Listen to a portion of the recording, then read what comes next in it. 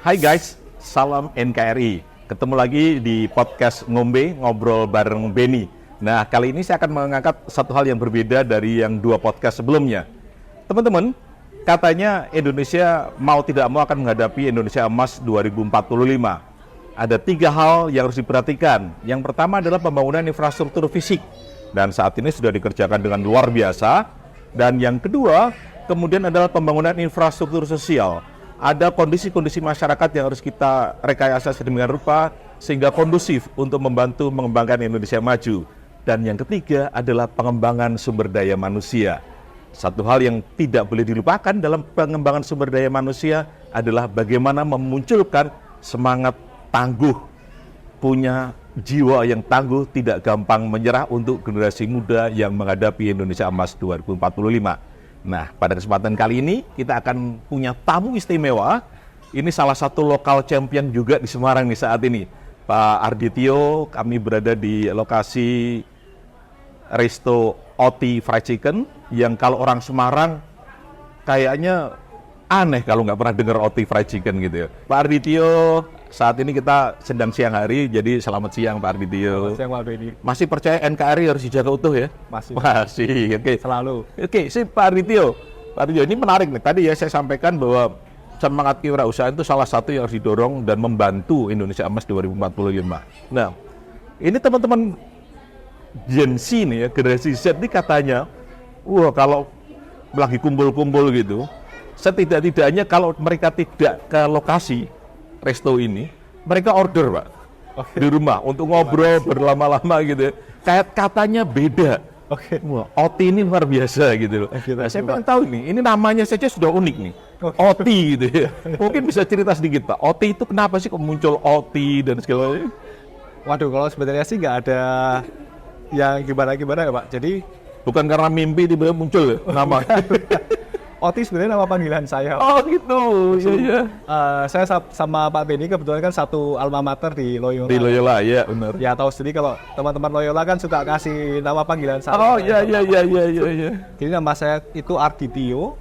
Kebetulan di sekolah yang namanya Ardi sudah ada, yang namanya Tio juga sudah ada.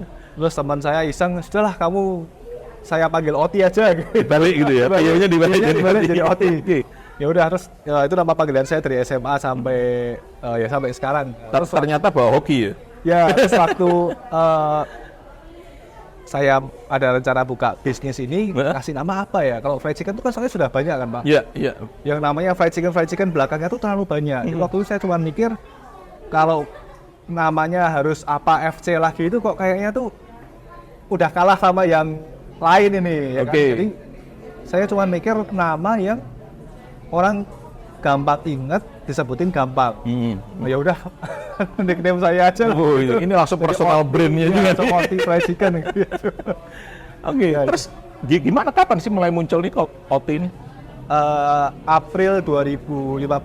April 2015. Oh, hampir ini udah 8 tahun ya, hampir 8 tahun. Wah, mantap. Terus gimana nih? Bisa cerita nggak? Dari sejak April gitu, ada ketakutan lah ketika buka. Cuman pakai sewa tempat kecil kah, apa langsung merenovasi restoran besar atau gimana? Jadi kalau sedikit sejarah, saya 2014 itu, jadi orang tua saya juga entrepreneur Pak. Jadi orang tua sudah ada kulineran juga, family business ada, rumah makan juga ada. Nah, 2014 itu saya dipanggil pulang sebenarnya ke Semarang untuk. Sebentar, pulang ke Semarang itu dari mana nih? Waktu itu saya masih kerja di Surabaya. Oh, kerja di Surabaya. Diminta pulang ke Semarang untuk bantuin urusin rumah makan ini. Nah, jujur kadang-kadang ini jalanin bisnis yang sudah jalan ini challenge-nya agak kurang Pak. Oh gitu. Ya karena sudah established gitu. Sudah cukup established, dan ya gimana pun juga kan ada beda generasi. Yang muda ini masih agresif, yang generasi orang tua saya ya pasti kan ya sudah tua juga kan Pak, kan ya inginnya kan ya sudahlah gitu. Kan. Jadi waktu itu saya agak gelisah juga, Lah kebetulan orang tua saya sempat buka semacam angkringan modern di satu lokasi di dekat Undip.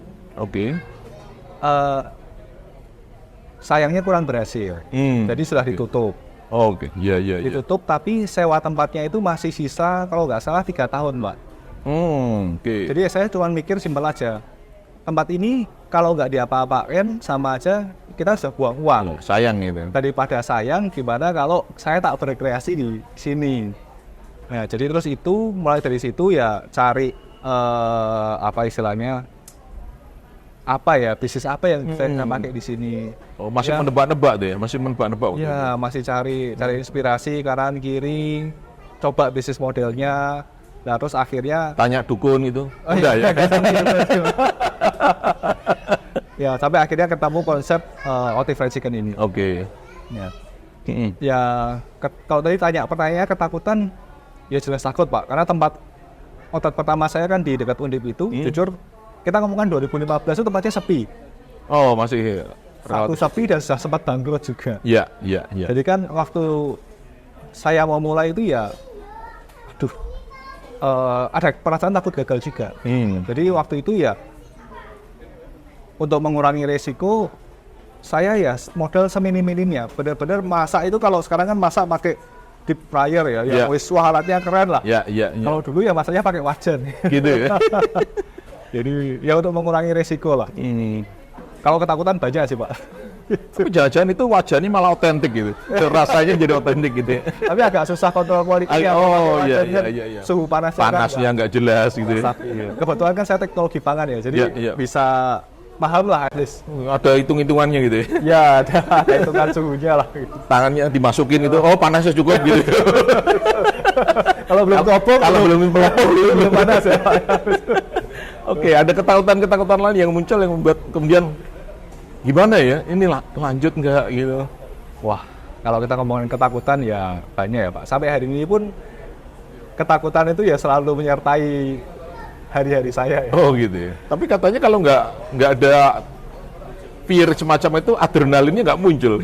Ya, tapi justru dengan, ya saya nggak tahu ya, mungkin tiap orang beda. Tapi justru ketakutan itu yang bisa buat saya juga lebih rendah hati. Oh mantap. Karena saya juga tahu, ya misalkan amit-amit situasi yang tidak baik, ya saya benar-benar akan struggling lagi. Iya. Gitu. Jadi Iya. apalagi sekarang ya, kita sudah punya 20 outlet saat ini, karyawan sudah banyaknya seperti 20 outlet, wah luar biasa. Itu di kota Semarang saja atau sudah sampai ke kota-kota lainnya?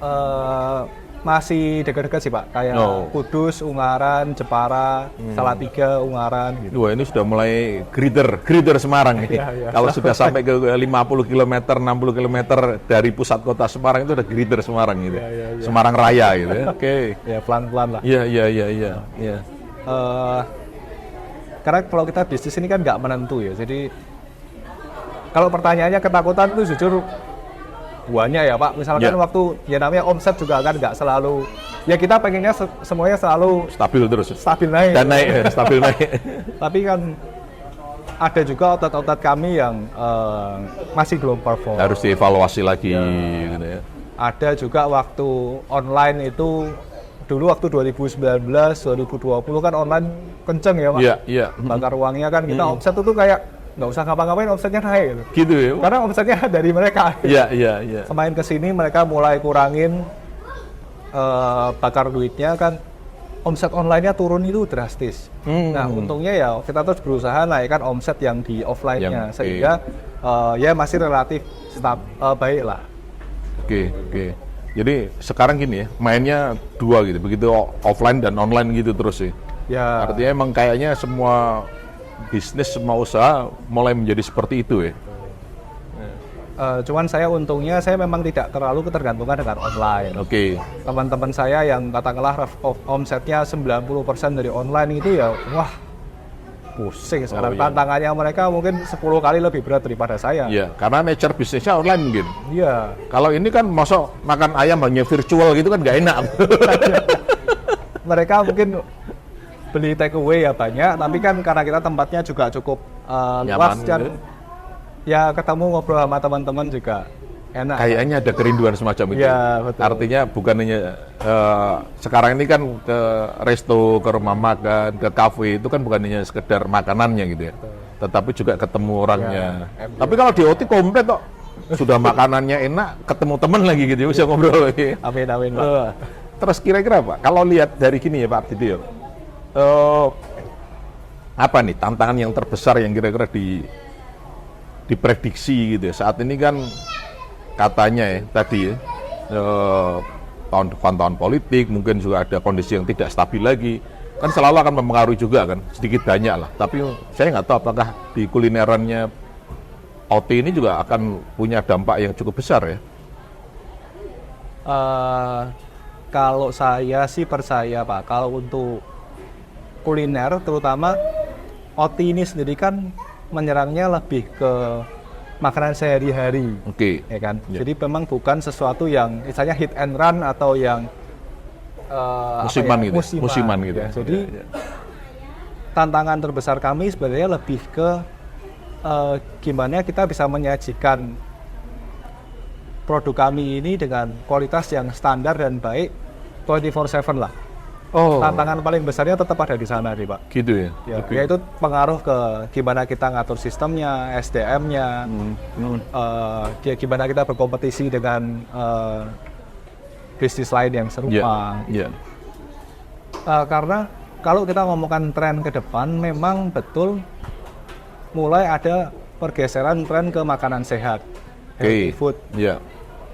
Cuman kalau saya sih percaya makanan saya dibilang nggak sehat itu, kalau saya tidak setuju. Wah, ini menarik ini, menarik. Iya. Karena kita ya mungkin boleh diperdebatkan hanya di deep fried-nya aja. Betul, ayamnya di deep fried, tapi ayamnya kan fresh, ya kan? Kan bukan yang kalau kita ngomongkan nugget atau apa kan memang dia proses. Sudah diproses ya, sudah kalau diproses. Ini kan betul. Sebenarnya ya fresh, cuman ya memang di deep fried. Ya kalau mungkin sudah usia 50 ke atas ya mungkin tidak boleh sering-sering Pak. Gitu ya? Tapi kalau masih usia 20 apalagi masa pertumbuhan harus yang banyak loh Pak. Proteinnya harus banyak. Butuh lemak juga. Betul. Iya. Jadi kalau tantangan buat saya sih gimana kami di OT ini tetap bisa menjawab kebutuhan masyarakat lah, menjadi makanan sehari-hari yang worth it buat mereka. Ini menarik nih ya, makanan sehari-hari tetapi juga harus tetap punya distingsi. Ya, betul. Perbedaan dengan kalau saya cuma goreng di rumah gitu ya. Itu kan tantangan terbesarnya kalau makanan sehari-hari kan begitu tuh. Beli di warung, beli di resto, atau bikin sendiri di rumah gitu. Nah untuk itu kan harus mengalahkan bahwa daripada goreng sendiri di rumah, kami lebih gampang loh. Kami punya perbedaan loh, ada rasa yang berbeda gitu ya. Ada resep rahasianya dan saya nggak akan minta resep rahasianya gitu ya. Nah teman-teman sudah lihat tadi ya bagaimana Pak Ardityo mencoba mengawali, bahkan menyebutkan tadi OT itu ternyata personal brand sejak SMA gara-gara kalau istilah sekarang mungkin dibully. Tapi ternyata bisa memutarbalikkan bullying itu menjadi sesuatu yang justru bermanfaat gitu ya. Sesuatu justru bisa terkenang-kenang dan membuat orang lain juga terkenang-kenang dengan brand ini, OT. Kita akan lanjutkan dalam sesi yang berikutnya.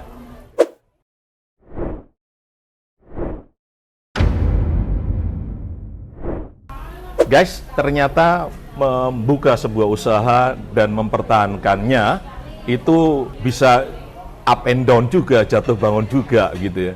Nah, saya jadi ingat ada seseorang yang juga terkenal sebagai motivator, dia cerita tentang fungsi kaca spion di dalam sebuah mobil gitu ya.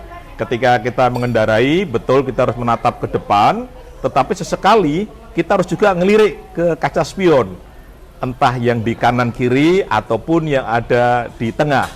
Prinsipnya adalah kita melihat sekilas apa yang ada di belakang kita. Nah, kadang-kadang fungsi kaca spion itu bisa ditemukan ketika orang yang memulai usaha, apalagi mohon maaf nih dalam usia yang belia, itu butuh seseorang yang punya pengalaman jauh lebih tinggi, punya pengalaman yang bermacam-macam di masa lalu. Nah, kaca spion fungsinya adalah itu, mengingatkan apa yang di belakang. Nah, kali ini kita lihat yuk, apakah Pak Ardityo juga punya pengalaman menggunakan kaca spion. Saya nggak tahu kaca spionnya sudah dilengkapi dengan DVR seperti yang terbaru saat ini, atau yang seperti apa. Yuk kita tanya yuk sama OT ini. Gimana nih Pak ceritanya ini, kalau ngomong-ngomong tentang spion tadi itu Pak? Kalau mungkin yang saya tangkap ini semacam mentor mungkin. Iya, mentor, betul. Kalau mentor jujur saya punya banyak sih. Oh gitu ya. Kalau waktu awal-awal kita berbisnis ya pasti dari orang tua ya. Secara tidak langsung pun kita tumbuh. Maksudnya gini, waktu saya kuliah, waktu teman-teman saya tanya mereka mau kerja di mana, ya karena mungkin saya sudah di brainwash sama orang tua ya. Jadi buat saya pilihan untuk bekerja secara profesional itu nggak ada. Gitu ya. Itu di brainwash lewat meja makan biasanya. Sudah di brainwash mungkin dari Meja makan itu, ngobrol di meja makan itu. Jadi mentor saya yang pertama ya pasti orang tua. Sampai bisnis saya mungkin berkembang sampai titik tertentu, sampai 6 outlet waktu itu Pak. Waktu sudah 6 outlet, jujur bisnis saya sudah lebih besar daripada bisnis orang tua. Oh gitu ya, waduh, mantap nih, mantap. Saat itu saya jujur sudah seperti anak ayam hilang arah gitu Pak. Kenapa? Lu kok justru berkembang malah bingung nih? Kayak Pada tahap itu. mimpi ingin besar ada. Pengen punya katakanlah 100 outlet ada. Caranya gimana? Nggak tahu. Karena pada saat itu, mohon maaf nih, mungkin orang tua juga tadi ya, karena katanya kan outlet itu sudah lebih besar daripada orang tua ya. Lebih besar. Jadi orang tua juga sudah nggak punya pengalaman lagi yang bisa di-share itu. Nah, waktu itulah saya beruntung. Waktu itu saya sempat tanya-tanya sama teman-teman, saya cari mau hire professional coach. Oke. Tapi waktu dikasih biayanya mundur teratur. Waduh. Ini kayaknya 6 offset masih kurang nih. Kalau segini tidak bisa bayar. Saya. Nah, terus sama temen dikenalkan sama organisasi namanya Entrepreneur Organization. Oke. Ya, terus saya melalui beberapa tahap akhirnya bisa keterima. Nah, di sana jujur di sana saya bertemu dengan mentor-mentor saya, benar-benar pebisnis kelas kakap lah Pak. Mantap. Ya, dari sana misalnya mereka ajarin saya, sehingga dari situ misalnya kalau waktu itu tuh saya jalan itu berkabut. Jadi pandangan kita tuh cuma kayak 2 meter ke depan. Setelah ketemu mereka, saya dapat sharing dari mereka, itu kabutnya hilang. Tapi berarti pada titik itu tadi Pak ya, saya boleh potong sebentar ya. Pada titik itu kan ketika Pak Ardi cerita perjalanan seperti berkabut, biasanya insting manusia kan kalau berkabut itu ada ketakutannya gitu ya. Nah itu memang benar, pada saat itu juga memang pada sebenarnya sudah bisa melampaui orang tua, tapi terus muncul ketakutan itu malah. Betul Pak, karena saat itu ya pasti pelan-pelan semua mulai kacau ya. Saat kita cuma 1 outlet, 2 outlet, 3 outlet, saya datang sendiri, saya lihat sendiri ya kan. Saat gorengan ayamnya salah saya tegur. Karyawan juga saya masih bisa, waktu sampai 5 outlet Mas bisa hafal namanya. Karyawan saya hafal namanya. Karena saya interview sendiri juga. Ya kan? Begitu sudah sampai titik tertentu, memori manusia ya terbatas kok. Gitu. Dulu saya sehari keliling ke 3 outlet. Kan ini sudah maksimal loh Pak. Mau keliling lagi kan ya waktunya sehari cuma 24 jam. Jadi setelah itu kan kita butuh sebuah sistem yang bisa membuat ini walaupun tambah besar lagi, tapi pengawasannya bisa jalan. Nah, di saat itulah belajar dengan teman-teman yang bisnisnya sudah mungkin 10 kali, 20 kali lebih besar dari saya, itu mereka memberikan perspektif. Jadi saya bisa tahu, oh kalau 10 kali dari yang sekarang itu seperti itu toh. Tapi artinya jadi kebayang, kabutnya tadi pelan-pelan mulai hilang. Walaupun akhirnya jadi kelihatan juga ya. Oh ternyata di sana menakutkan. Tapi artinya kan kita bisa lihat menakutkannya itu seperti apa, daripada berkabut tuh tidak tahu gitu loh, apa yang ada di depan. Ngomongkan mentor ya, kalau saya juga punya partner dalam bisnis. Ya mungkin kalau partner saya bukan mentor ya, tapi ya kita sama-sama teman diskusi lah ya. Dia jadi punya teman diskusi. Brainstorming kadang-kadang kalau dipikir sendiri itu juga mentok. Gitu. Jadi ketemu, saya punya ide apa, nanti partner saya mungkin punya pemikiran lain. Dari situ kan ide itu kan gagasan jadi terasah lah ya. Jadi pisau itu kan kayak asah. Betul. Mau punya partner juga. Ada partner juga dalam bisnis. Itu sebaya, seusia atau lebih? Teman saya dari SMP. Loyola juga. Oh, teman dari SMP. Ya. Berarti kalau teman lama itu nggak sungkan-sungkan negur gitu ya. Iya. Istilahnya kan kadang-kadang kalau teman baru kan, wah ini jangan-jangan nanti Pak Ardi tersinggung nih. Kalau gitu sudah nyanyi aneh biasa. Kalau kita untungnya apa ya? Kita walaupun teman tapi bisa profesional. Oke. Kadang-kadang kalau saya Pak, justru kalau temennya sudah terlalu dekat banget, saya malah hati-hati. Ya. Karena kalau sudah terlalu dekat tuh kadang-kadang asasnya sudah bukan fairness. Ya. Kalau bahasa itu kan ada cengli sama cincai. Betul, betul. Kalau kita bisnis itu kan harus cengli ya Cengli, Pak, betul. ya? Harus fair. Ya. Tapi kalau hubungan teman itu kan hubungan cincai ya. Ya. Alah, kacek sitik nak popo. Ya, gitu. dan itu membahayakan itu. Kalau bisnis nggak boleh Pak. Ya. Harus dihitung. Namanya nggak bisa, tanggung jawab ya harus diselesaikan. Ya. Nggak ada kacek sedikit, alah nak popo teman dewe, nggak boleh. 1 juta kurang 100 rupiah ya nggak jadi 1 Iya, juta nggak kira-kira. juta, Ya. Betul. Jadi saya punya partner itu juga bantu saya check and balance juga. Hmm. Jadi walaupun betul foundernya saya, direktur utamanya saya, tapi kan saya juga tidak semena-mena gitu. Yeah. Saya juga kadang-kadang tim, manajerial tim, mereka masih ada perasaan sungkan untuk menyampaikan pendapatnya mereka. Ya. Tapi kalau partner itu ya saya cari yang berani bersuara. Kalau Yeah, partner betul. saya ngomong A, dia jadi siap. yes man ya. Jadi Siap. yes man ngapain gitu. Ngapain juga gitu. Ngapain? Tadi ya butuh teman untuk bisa membalance Betul. pemikiran-pemikiran kita sendiri juga gitu. Jadi tetap ya, yang namanya peer group itu tetap perlu untuk saling menguatkan gitu ya, dan untuk check and balance-nya juga. Lalu juga mentor itu ternyata juga penting ya. Wow. Ya, dan harus diakui ya kadang-kadang saya salah juga, dia yang benar. Ya harus diakui aja, ya thank you, nggak mesti yang benar. Oke. Ya. Jadi nggak berlaku ya. Rule number 1, the boss always right, itu nggak berlaku ya. Kalau itu berlaku, perusahaannya tutup. Oh gitu. Iya. Bahaya itu, paling bahaya Gitu. itu. Nah, itu teman-teman, menarik sekali bahwa ternyata oke, kita pinter, oke, kita yakin dengan diri kita sendiri, oke, kita punya semangat yang tangguh, tetapi bagaimanapun juga yang namanya kawan bicara, kawan diskusi, kemudian mereka memberikan perspektif yang berbeda, jangan buru-buru kita baperan, sensi, marah. Siapa tahu mereka benar. Teman-teman yang rasional inilah yang justru akan semakin mendukung gitu ya. Bukan hanya sekedar yes man, tapi tiba-tiba membuat kita jatuh terperosok ke dalam sebuah lubang. Saya ada satu quote yang saya Gimana? pegang, Pak. Quote-nya ini dari namanya John Wrigley. Itu yang kalau dulu ada permen karet Wrigley itu, Pak. Oh iya, tahu. Kalau sekarang Tahu. mungkin Ya, sudah tidak jual ya, lagi. hijau, Pak. ya, benar, Zaman benar. saya masih SD, SMP banyak. Tipis-tipis. Iya. Isinya 5 tipis-tipis. Betul. Ya. Dia bilang gini, Pak. Kalau di dalam sebuah bisnis, ada dua, saya business owner ini, katakanlah ada dua business owner, Pak. Mereka berdua selalu punya pandangan yang sama, selalu mengambil keputusan yang sama. Salah satu dari mereka tidak dibutuhkan. Betul. Betul. Kayaknya seperti itu.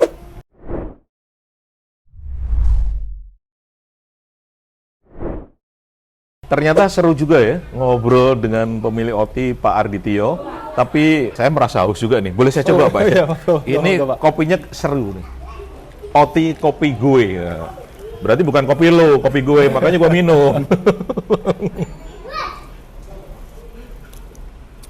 Oke. Nah, Pak Ardi, ada yang mengatakan begini. Katanya kalau kita hanya mengejar uang, maka uang itu akan lari-lari. Nggak ketemu gitu ya.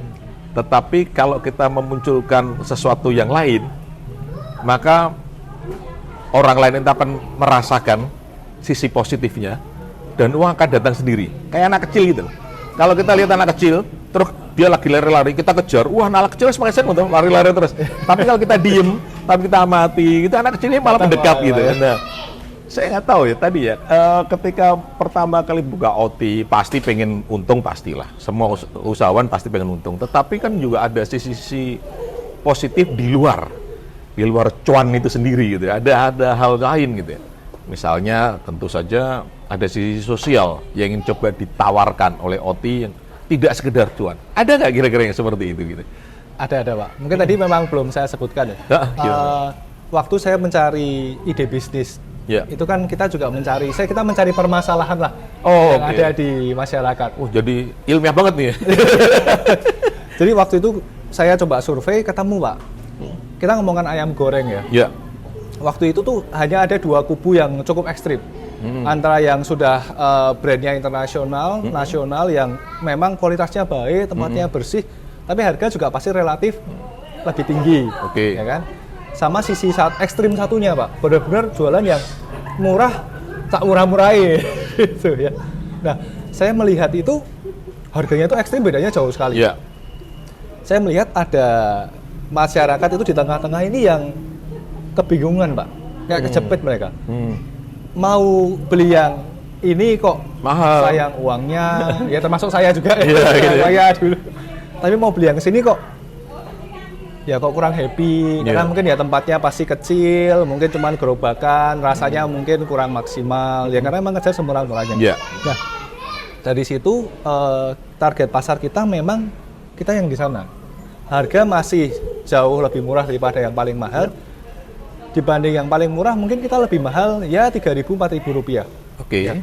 Tapi dengan purpose, jadi perusahaan kami OTI itu punya purpose. Purpose-nya adalah berbagi kebahagiaan.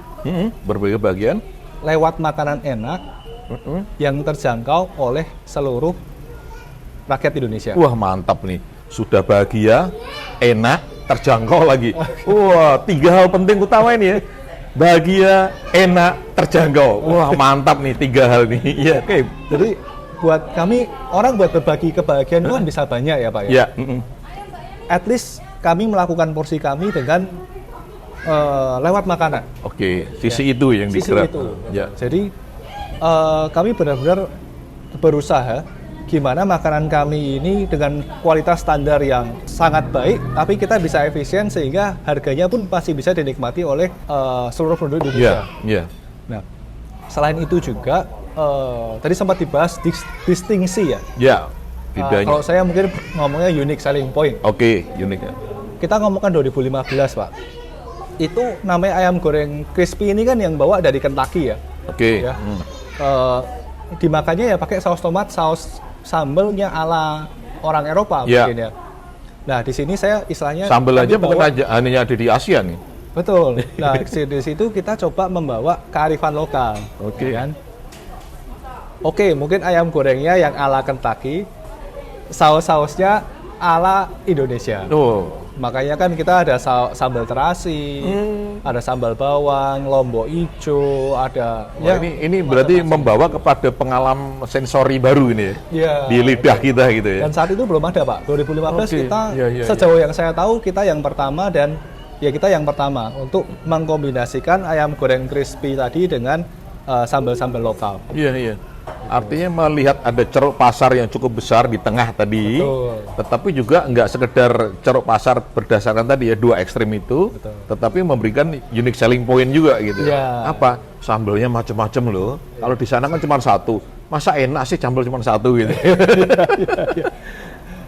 Semakin banyak pilihan kan semakin seru gitu ya. Jadi kita ada 9 macam saus, tapi ya nggak cuma yang lokal Indonesia ya, modern juga ada. Oke, jadi nggak harap juga yang internasional untuk kita combine gitu ya. Betul. Kita kombinasikan. Iya.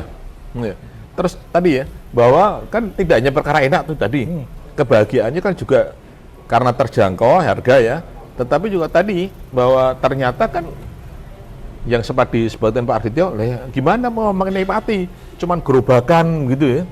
Nah, sementara OTI kan menawarkan sesuatu yang berbeda juga untuk menambah kebahagiaan, nggak cuma enak tadi loh. Iya. Apa itu? Ya ini lebih ke unique selling point lagi ya, Pak. Biasanya kalau ayam goreng dengan harga yang relatif murah kan mereka tempatnya agak kecil. Jadi dan biasanya mereka di ruko. Kalau di ruko itu saya nggak senangnya saya makan sambil ngobrol, kanan itu saya kayak nguping. Jadi kalau mau ngobrol itu sudah nggak nyaman. Tapi makanya konsepnya OTI kan memang tempatnya agak terbuka, yang agak besar. Jadi waktu orang datang itu, saya jujur ya Pak, salah satu kebahagiaan saya waktu saya misalkan lagi di outlet, orang lagi makan kan, terus satu, bro, bro makan di sini gitu. Jadi mereka bisa memakai tempat makan ini juga mereka untuk bertemu teman-teman mereka. Ada ruang-ruang perjumpaan gitu ya. Ruang-ruang perjumpaan. Iya. Itu cukup. Ya, saya sih waktu lihat itu ikut seneng ya. Iya, betul. Nah, itu juga menarik itu karena mereka tidak hanya sekedar menikmati makanannya, berarti suasana juga terbangun dong. Suasana terbangun, perjumpaannya, sehingga kalau kita mau pakai kacamata yang lebih luas gitu ya, ini nggak cuma jualan loh, ini juga tempat-tempat pertemuan, ruang-ruang sosial loh. Ini tempat bagaimana OT bisa mempersembahkan sesuatu untuk masyarakat yang lebih luas gitu ya, dengan tadi membuka perjumpaan-perjumpaan itu gitu ya. Wah, menarik juga nih ruang-ruang sosial semacam itu ya. Nah, siapa tahu, kita kan nggak tahu ketika mereka ngobrol karena teman lama nggak ketemu, terus tiba-tiba muncul gagasan-gagasan besar juga gitu ya untuk Bisa Indonesia jadi. kita gitu ya. Bisa jadi. Kan bisa jadi seperti itu. Betul. Asal nggak muncul permufakatan jahat ya. Jangan. Gara-gara perjumpaan Di itu. tempat lain aja kalau Iya gitu ya. Nah, ada kisah yang menarik nggak tentang itu ya, selain tadi ya, hey bro, terus hi sis, gitu. Kan nggak cuma laki-laki nih. Oh, iya. Bisa hi sis juga ya. Jadi misalkan nih kadang-kadang tamu itu bawa makanan atau minuman, kadang-kadang kan ya bisa aja kepleset, jatuh atau apa. Iya. Nah itu kalau kita ajarkan ke teman-teman langsung diganti. Ya, walaupun mereka salahnya mereka kan, mereka Iya, yang jatuhin iya, kan, tapi diganti. Oke. Karena kan kadang-kadang itu hal-hal kecil itu ya. Betul. Walaupun cuma minum, oke katakanlah cuma es teh Rp3.000 atau mungkin kopi Rp10.000, Iya. tapi pasti orang tuh ada perasaan jengkel gitu loh Pak. Betul. Nah saat itu kalau kita mau sedikit lah diganti aja, ini Bu kita kasih yang baru, itu kan mereka bukan perkara cuma Rp5.000 atau Rp10.000 ya, tapi kayak merasa bahagia tadi loh. Ini penting nih Pak. Ini komitmen sosial yang nggak semua pengusaha punya loh. Artinya tadi kalau kita hanya memikirkan cuan, hanya memikirkan profit, maka yang kayak gini tuh diabaikan biasanya. Tetapi di satu sisi justru yang kita harapkan dari teman-teman pengusaha yang ada di Indonesia, karena ya relatif kan ya gap sosial kita masih cukup tinggi, komitmen kecil seperti ini, nggak usah harus CSR yang besar-besaran, itu betul-betul dibutuhkan di dalam menjalankan ruang usaha. Jadi kami juga lakuin CSR juga. Oke. Jadi Jumat berkah lah. Jadi Ya. nggak selalu tiap Jumat ya, tapi cukup sering lah. Sebulan, sekarang mungkin baru sebulan 2 kali, ini lagi mau kita tingkatkan. Jadi ya kita bagi makanan ke masyarakat sekitar. Oke. Dan uniknya, yang paling enjoy malah ternyata karyawan saya, Pak. Waktu mereka, karena masakannya sengaja kita bedakan ya. Jadi Ya. sengaja kita masak jadi gulai, sengaja kita masak jadi masakan yang lain, saus padang atau apa. Terus ya sudah, orang datang, kita bagi gratis. Iya. Yang paling happy malah yang bagi. Yang bagi ya. Karena dia merasa dia membagikan di miliknya sendiri. Iya, bisa. Jadi Wah, itu lihat, menarik itu. Oh, menarik ya. Menarik. Makanya ini pengen kita adakan lebih sering sih. Itu bagian dari sharing happiness tadi itu. Jadi happiness juga. Membagikan kebahagiaan untuk semua orang. Betul.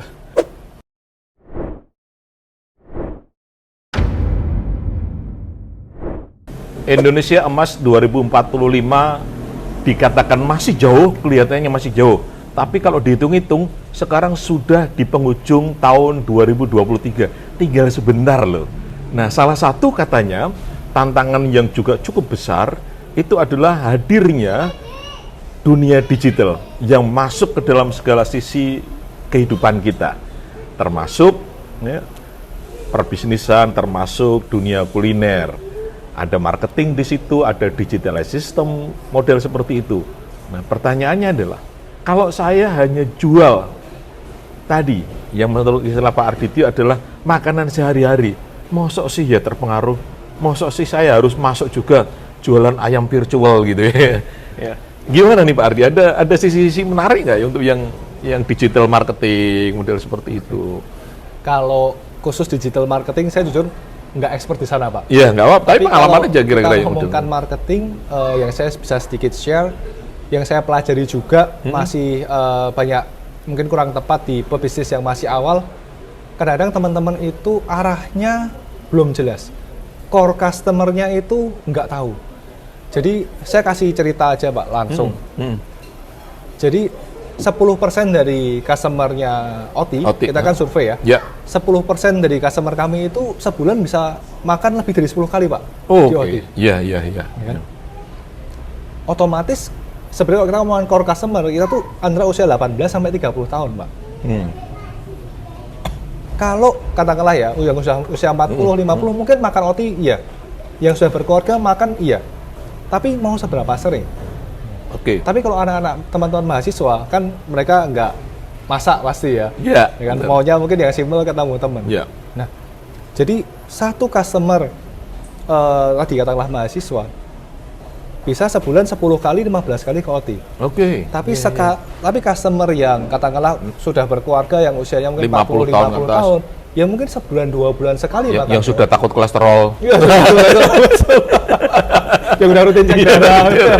Nah, jadi kalau kita ngomongkan marketing, kita harus paham dulu core customer-nya siapa. Oke. Karena kalau kita hajar semuanya, akhirnya kan uangnya banyak terbuang. Nah, jadi kita harus istilahnya apa ya? Fokus sama core customer kita itu siapa dan gimana kita memuaskan mereka dulu. Karena mereka lah ini yang harus kita layani. Karena komplain itu pasti ada, Pak. Iya. Kalau maaf ya, kalau saya misalkan yang usia 40-50 mungkin komplainnya kok nggak punya sayur gitu kan. Saya mau makan sayur. Gitu. Atau mungkin ada yang minta nasi goreng. Oke. Nggak bisa. Kalau semuanya mau kita Kokinya sih bisa bikin nasi goreng ya, tapi bisa. tidak untuk dijual gitu. Karena kan kita fast food kan, Pak. Betul, harus cepat. Iya. Nah, kalau sekali masak satu koki saya, sekali masak kalau ayam goreng bisa langsung 20. Kalau nasi goreng kan satu porsi. Kita ngomongkan sayur udah beda. Ya mungkin nanti tetap akan ada ya, tapi nggak mungkin selengkap kalau kita ngomongkan Chinese food. Ya, betul. Dan nggak bisa disamakan semua. Konsepnya sudah beda. Berarti core bisnis dan core marketnya sudah harus jelas dulu gitu ya. Kadang-kadang orang itu kayak mau semua. Saat mau semua, ya akhirnya nggak dapat. Nggak ada yang dapat malah. Kalau saya sering ngomong gini ke teman-teman. Kalau semua itu penting, berarti nggak ada yang penting. Wah, itu menarik. Kalau semua itu penting, berarti tidak ada yang penting. Betul. Gitu ya. Itu sama seperti kalau dilabeli tanggung jawab bersama, berarti nggak ada yang tanggung jawab. Satu orang, udah kamu ya kamu. Wah, menarik. Tapi kembali lagi ya, kan mau nggak mau ya, yang namanya digitalisasi itu masuk gitu ya. Betul. Oke, digitalisasi marketing, mungkin tadi Oti kayaknya sudah pernah sempat menyinggung, ketika pandemi naik, setelah mulai bisa berjumpa, pertemuan lebih diperbolehkan, diizinkan, itu agak sedikit menurun, terutama juga ketika marketplace yang bakar uang itu sudah mengurangi jumlah bakar uangnya gitu ya. Oke, menarik itu. Tapi pertanyaan saya kan begini, ini kan generasi muda ini ketika mereka mulai usaha, itu kan banyak yang tadi loh, nggak masuk ke core bisnisnya, nggak masuk ke core marketnya, tetapi wah ini ngetrennya sekarang ini kok.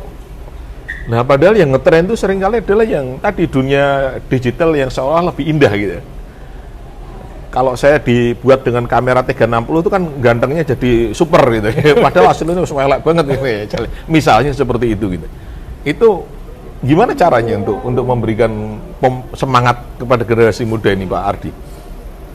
Biar memberi semangat ke generasi muda atau ke pertanyaannya lebih ke yang ya usahawan tuh, yang mau berusaha muda untuk ayo jangan takut untuk berusaha meskipun tadi ada ancaman-ancaman digitalisasi yang semacam ini, toh yang ini juga bisa jalan gitu. Oke. Oh, gimana memberi semangat ke anak muda yang mau berwirausaha? Ya, atau yang mau berwirausaha. Oh, kalau pertanyaannya itu buat saya kalau entrepreneur itu belajarnya cuma saat gagal ya. Karena saya jujur suka baca buku, Pak. Oke. Buku saya tuh tak bacain juga banyak. Tapi buku ini kan juga biasa ngomongkan sesuatu yang umum ya. Mereka nggak ngomongkan waktu karyawan saya katakanlah tiba-tiba malas telat bangun terus ngomong sakit terus mau jawabnya gimana. Kan? Buat saya yang menarik itu entrepreneur tuh justru belajarnya saat kesandung. Oh gitu. Iya, jadi kalau memang sudah mau memantapkan diri jadi seorang entrepreneur ya harus siap juga hidupnya mungkin penuh dengan ketakutan ya. Tapi kan bukan berarti kita terus menyerah atau dongkol kan gitu ya. Oh gitu ya. Iya. Itu sudah part of the risk ya kan? And part of the journey. Oh, ini ya penting kan? Ini penting nih. Dan justru atau part of the challenge juga. Karena saya membayangkan gini, Pak, hidup itu justru kalau nggak ada challenge-nya itu ya kayak makan nasi nggak ada garamnya. Oh. Gitu ya.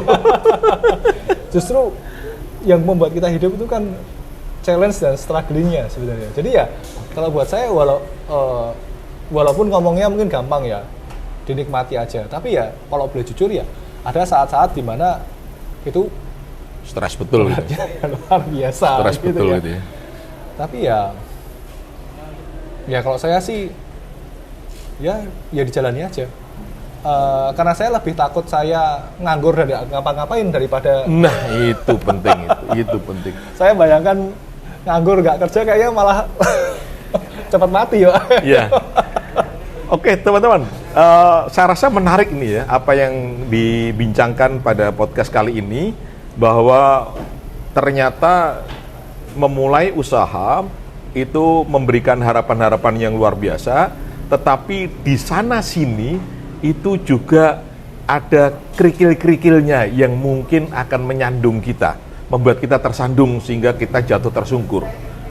Problemnya tentu saja bukan apakah kita menyingkirkan kerikilnya, karena bisa saja kerikilnya tidak terlihat pada saat kita berjalan.